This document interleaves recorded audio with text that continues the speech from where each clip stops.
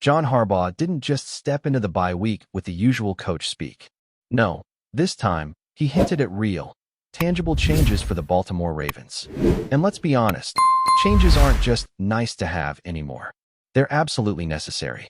This team is sitting at 1 Victoria and 5 derrotas, and despite having one of the most electrifying players in football in Lamar Jackson, they've been a massive disappointment. The offense isn't clicking, the protection has been horrendous, and the defensive front is hanging on by a thread. So when Harbaugh said the bye week would be used for evaluation and possible adjustments, it wasn't just a cliche, it was a lifeline. Let's start with the offensive line, because that's where the problems have screamed the loudest. Watching Lamar Jackson try to survive behind this group has been like watching a magician work with broken props. No matter how great he is, and he has been great when healthy, the man can't carry the entire offense with zero support up front. Harbaugh acknowledged that they're absolutely considering changes to the offensive line, specifically name-dropping young players like Emory Jones and Corey Bullock as potential guys who could see more reps coming out of the bye. That says a lot.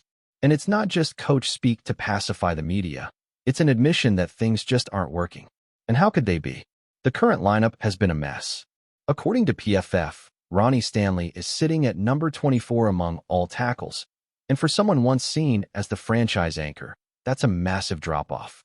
Andrew Voorhees, a promising name coming into the year, is ranked 40 among all guards. Linderbaum has been a bright spot, sitting at number 4 among centers. But even he's looked overwhelmed at times because he's cleaning up mistakes all around him. Daniel Falale and Roger Rosengarten, ranked in the bottom third of their positions. You don't need advanced metrics to tell you this group isn't cutting it. You just need to watch the games. It's obvious that Daniel Falale has become a liability. He's been beaten badly on film multiple times this season, not just by all-pro defenders, but by average guys who are just quicker, meaner, and more technically sound. And when Lamar isn't in the game to bail the team out with his legs, the offense crumbles. We saw it with Cooper Rush in there. The pocket collapses immediately, and there's nowhere to go. That's not sustainable football. Harbaugh knows it. The fans know it. The players know it. So why keep banging your head against the same wall? Emory Jones is an intriguing option, even if he's raw and still recovering from injury. Harbaugh made it clear, they won't put him out there unless he's ready. But with the team's back against the wall, that learning curve might need to accelerate. Same with Corey Bullock. He showed a lot of promise in preseason action, and frankly, it feels like he couldn't be worse than what's already out there. At this point, the Ravens need to find their best 5 offensive linemen and stick with them, regardless of draft status or preseason depth charts. That leads to a bigger issue. The Ravens didn't bring in enough competition at guard this offseason. It's almost like they handed starting roles to guys before camp even began. That kind of complacency is catching up with them now. Falale was handed a spot that maybe he didn't earn. Voorhees, coming off injury, was always going to need time. Emory Jones was the only notable addition, and he's barely practiced. That's not how you build a championship-caliber offensive line. That's how you end up scrambling mid-season, trying to fix a problem you created by ignoring it in the offseason. And look, fixing an offensive line mid-year is one of the hardest things to do in the NFL. It's not like there are Pro Bowl guards sitting at home waiting for a call. Every team needs offensive linemen, and no one's eager to give them up. That's why the Ravens' best shot might come from within, but only if they're willing to swallow their pride and sit guys who aren't performing. The clock is ticking, and if Harbaugh wants to save this season, he has to take action now. But the offensive line isn't the only group under the microscope. The edge rusher room has turned into a disaster as well. After trading Odafe Oweh to the Chargers and losing Tavius Robinson to a foot injury, the Ravens are down to a bare-bones unit of Kyle Van Noy, Malik Ham, and David Ohabo. That's not a group that strikes fear into anyone. And the numbers tell the story. Not a single edge rusher recorded a pressure against the Rams. 0. Zilch. Nada. For a franchise that once prided itself on defensive dominance, that's a brutal stat. Instead, it was interior guys like John Jenkins and even Kyle Hamilton from the secondary picking up the slack. That's not sustainable, either.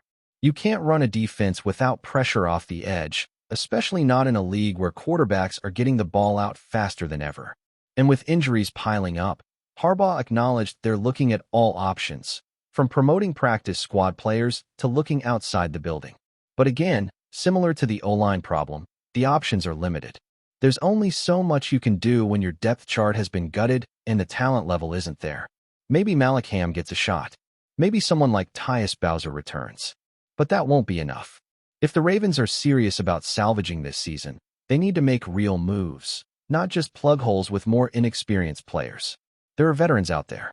They may not be long-term answers, but they can help stabilize the situation while the rest of the defense tries to regroup. It's frustrating because there was a lot of optimism about this roster in the offseason. It looked like one of the most complete groups in the league. But now, we're seeing that depth is only good if the guys behind your starters are actually capable of playing. Right now, that depth is getting exposed, and the coaching staff has to own some of that. They made choices in roster construction. They gambled on certain players taking a step forward. Those bets haven't paid off, and now they're left trying to hold it all together with duct tape. At least Harbaugh is acknowledging the issues. That's a start. The bye week gives them time to reset, get some guys healthy, and make some lineup changes. But talk is cheap. If the same starting five are out there protecting Lamar Jackson in Week 8, and nothing changes on the edge, then the words mean nothing. This team needs action. They need urgency. And they need it now, before the season slips away completely. If Lamar Jackson is back, and all signs point to that, the Ravens have a small window to make something happen. But only if they're willing to be honest about what's working and what's not. Loyalty to players is fine in theory, but this is the National Football League. You play the best guys, period. The Ravens haven't been doing that, and they're paying the price for it. Harbaugh's comments are a signal that change is coming. Now it's time to prove it. If the offensive line struggles weren't enough, the Ravens' defensive issues have started to snowball, and nowhere is that more apparent than at outside linebacker.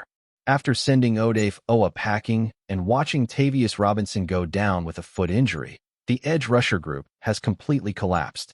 Kyle Van Noy is the most experienced name left standing, and while he's had a few nice moments this season, relying on a 32-year-old vet to anchor a group that is supposed to set the tone defensively is not the situation Baltimore hoped to find itself in 6 weeks into the season. The numbers are downright embarrassing. In Week 6 against the Rams, the Ravens didn't register a single pressure from their edge defenders. Not one. This was against a Rams offensive line that ranks among the bottom tier of the league in pass protection. It's hard to overstate how bad that is. You've got guys playing over 100 snaps and producing absolutely nothing. And this isn't a one-off. The lack of impact from that group has been a recurring theme. Harbaugh didn't shy away from the topic, which says a lot. When asked if they plan to add more bodies at edge rusher, he basically said everything's on the table: practice squad promotions, free agents, maybe even a trade. That kind of vague openness usually means the coaching staff knows they're in trouble. There's no quick fix here. Kelly Sanders, Malacam, and Kelly Rucker are names floating around the practice squad. And while they've shown flashes, expecting them to walk in and suddenly generate consistent pressure feels like wishful thinking. Harbaugh himself admitted it's probably going to take looking outside the building to get the help they need. And that's exactly where things get interesting, because there may be a golden opportunity developing. The Tennessee Titans, fresh off firing their head coach Brian Callahan after just 6 weeks, are heading into full-blown rebuild mode. That creates the kind of opening that could benefit a desperate team like the Ravens. Tennessee's roster still has a few veterans that could instantly elevate Baltimore's weakest areas, especially on the offensive line and the defensive front. Let's talk about Kevin Zeitler. It's almost poetic, really. Zeitler was a beloved piece of the Ravens' offensive line not long ago, and now he's sitting on a struggling Titans team with no shot at the postseason. He's on a 1-year deal, and with the Titans clearly not interested in contending this season, it would make perfect sense for them to move him. From Baltimore's perspective, it's a no-brainer. Zeitler could step in tomorrow and be an instant upgrade over Daniel Fallalay. He brings leadership, consistency, and an edge in the trenches that the Ravens sorely lack right now. He also knows the Ravens system. Plug-and-play doesn't get much easier than this. The cost wouldn't be steep either. Zeitler's not some young ascending star that would require a huge haul. With the Ravens projected to have multiple 5th-round picks in the upcoming draft, flipping one of those for a known commodity like Zeitler is a move you make every day of the week.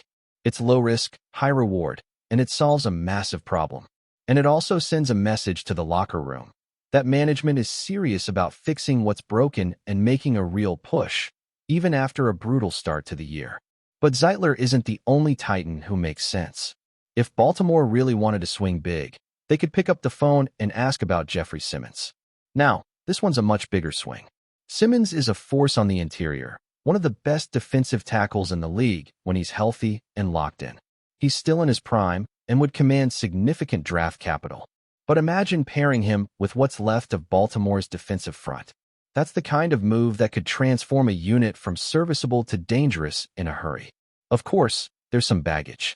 Simmons had that controversial spitting incident with Marshall Yanda years ago, and that history may rub some fans the wrong way.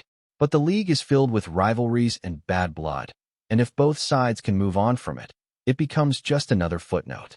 At the end of the day, Simmons is a monster on the field.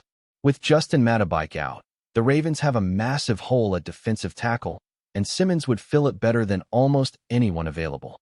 The price might be a second-round pick or more, but this is one of those rare opportunities where a franchise-caliber player might be attainable mid-season, and on a team that's clearly tearing it all down.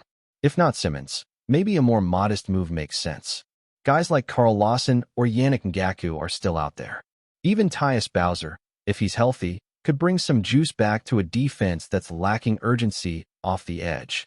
These aren't blockbuster additions, but at this point, the Ravens need anyone who can win one-on-one off the edge. The Rams game showed just how toothless this unit has become without extra blitz help. And that's a recipe for disaster against the top-tier quarterbacks they still have to face down the stretch. So, you look at this roster, and it becomes clear they're not putting the best 11 guys on the field right now. Not on offense, not on defense.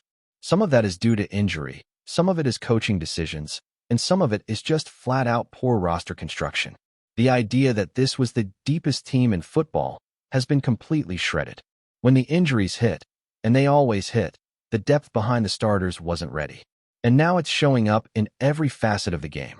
Before we dive in, don't forget to hit that subscribe button and give this video a thumbs up. Your support keeps us bringing you the latest news on the Baltimore Ravens. And hey, drop your take in the comments below. We want to hear from the flock. In what is quickly becoming the NFL's most talked about offseason saga, Derrick Henry, the Titans' powerhouse running back, has reportedly drawn a hard line with team management. He will no longer play alongside quarterback Cooper Rush. Sources close to the team say the superstar running back expressed his frustrations privately but forcefully, leaving front office executives scrambling for answers. The whispers started circulating shortly after a recent team meeting, where insiders claim Henry's dissatisfaction was palpable. While Henry has never shied away from speaking his mind, the intensity of this latest stance has caught even the most seasoned observers off guard. Rumors suggest that the running back's concerns revolve around the perceived limitations in offensive strategy and play execution when paired with Rush, who has been trying to cement his spot as the Titans' starting quarterback. Fans and analysts are already dissecting what this could mean for the franchise. Some speculate that Henry's comments might spark a major quarterback shakeup or even push the team toward a trade scenario, a move that would send shockwaves through the league. Others point out that Henry has consistently been a one-man wrecking crew on the field, and his insistence on a change could be a strategic move to maximize his remaining prime years. Meanwhile, social media has exploded with reactions, ranging from fervent support for Henry to concern over locker room dynamics. The Titans, historically known for their disciplined environment, now face the delicate task of managing both a superstar athlete and mounting public scrutiny. Sources hint that internal discussions are ongoing, with the coaching staff exploring potential adjustments that could satisfy Henry without destabilizing the team. If true, this revelation marks a turning point in the Titans' offseason narrative. Whether it leads to roster upheavals, a trade, or a dramatic showdown during training camp, one thing is certain. Derrick Henry has made it clear he's not willing to compromise, and the league is watching closely. Fans can only wait to see how management responds to one of the most explosive burrows of locker room drama in recent memory. That's it for this update. If you enjoyed the video and want to stay in the loop with exclusive news on our Baltimore Ravens, make sure to subscribe and hit that like button. We'd love to hear what the flock thinks. Drop your thoughts in the comments. See you in the next one.